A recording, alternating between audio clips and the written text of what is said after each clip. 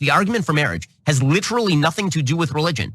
You could be a visitor from Mars, and you could see that all of human procreation relies on man, woman, child. This is not particularly difficult stuff. By essentially boxing in the argument in favor of traditional marriage into, well, if you're a crazy religious believer, maybe we'll let you have that. But if you're a cake baker, then we're not sure about that, right? I mean, like, we're not sure how far this religious liberty thing extends. I want to give you my apologies for making you watch that, but we cannot make this stuff up. So what you just unfortunately watched was Ben Shapiro claiming that even visitors from Mars would be anti-same-sex marriage. Because of course, he knows with all the visitors coming from Mars, what they believe, what they think, and also what they feel. Aliens, he's saying that aliens would be anti-gay marriage. The man said that, John, we are not in the Twilight Zone. This is real. So what has Ben saying? I mean, he's basically saying that procreation is the only reason for marriage. So if you're infertile or you can't have kids, well, that means that you can't get married. Or let's say maybe you don't want children, you can't get married. Benny's argument is empty, and it's certainly, Benny, yeah, empty, and it's riddled with holes. John? Yeah, there's obviously a lot of problems there, as you point out, in terms of infertility, but also if the only point of it is to procreate, first of all, why would you need a legal recognition of a relationship to procreate? You clearly don't. People have kids without marriage, so that's pointless. But then, okay, what about once you stop wanting to have kids? So Ben has kids.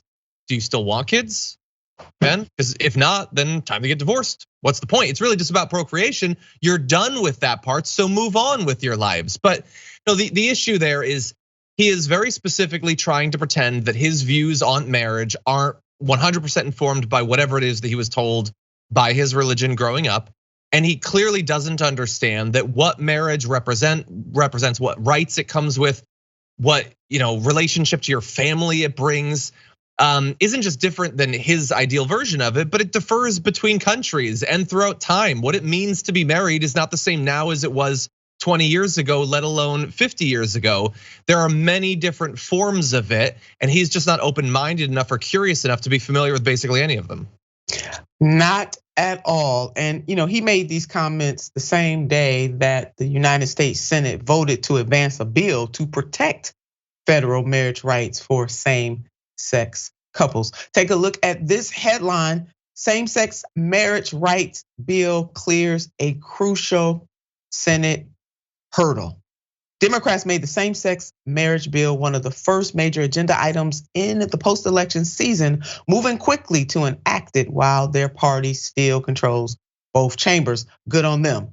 Now, 12 Republicans joined Democrats to advance the Respect for Marriage Act. Let's take a look at this. The 62-37 vote, which came only days after the midterm election in which Democrats retained control of the Senate but lost the House to Republicans, was a rare and noble last gasp of bipartisanship by the lame duck Congress. That's coming from the New York Times. Wow. And a reminder that Clarence Thomas still has his eyes set on same-sex marriage and other things post overturning Roe v. Wade.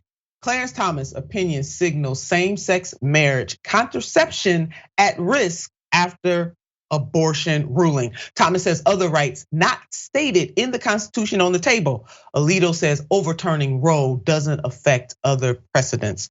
We got some back and forth going between the justices there, but Justice Thomas seems very clear about the mayhem and foolishness he wants to get into. So while this passage is great, don't let those numbers slip by. 37 senators voted against this bill. Too many names for a graphic, but take a look at this scroll. We're gonna scroll these names. Yes, we are. They're scrolling. Any of your favorite players on there, John? I noticed Ted Cruz. I see Josh Hawley. He's racing by as if it's January 6th once again. But yeah, you can see Lindsey Graham, Chuck Grassley. Yeah, it's basically who you'd expect. Yeah, the usual suspects.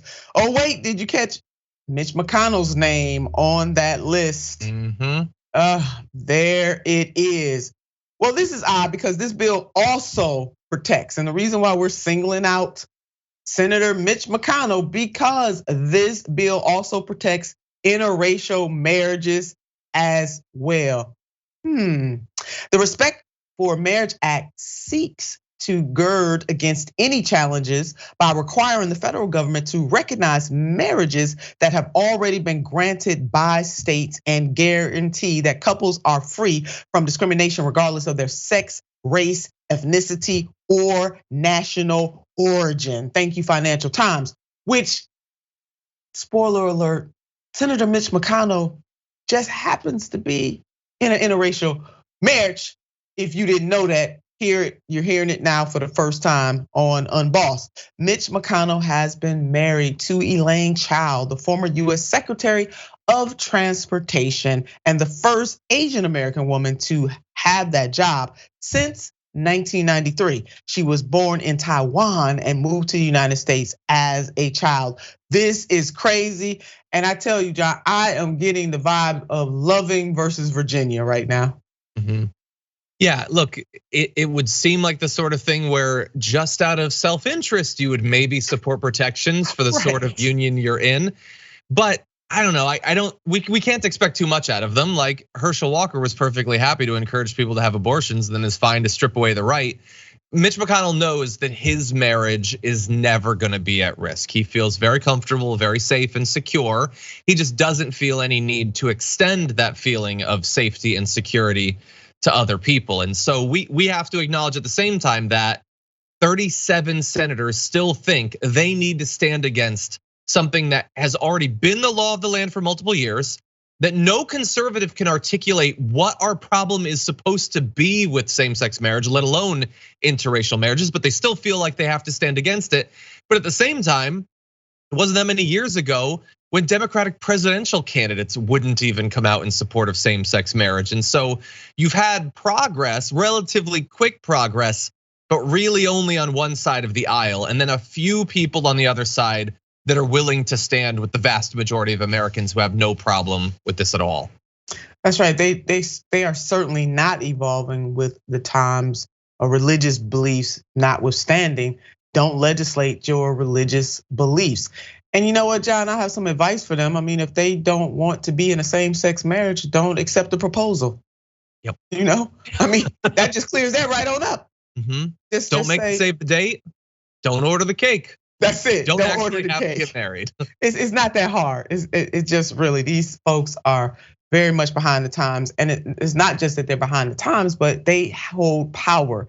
That is the ultimate problem here, that they hold the power. So we're gonna keep on pushing. We will keep up with this. McConnell, Lord have mercy. Hypocrisy. Your hypocrisy knows no bounds.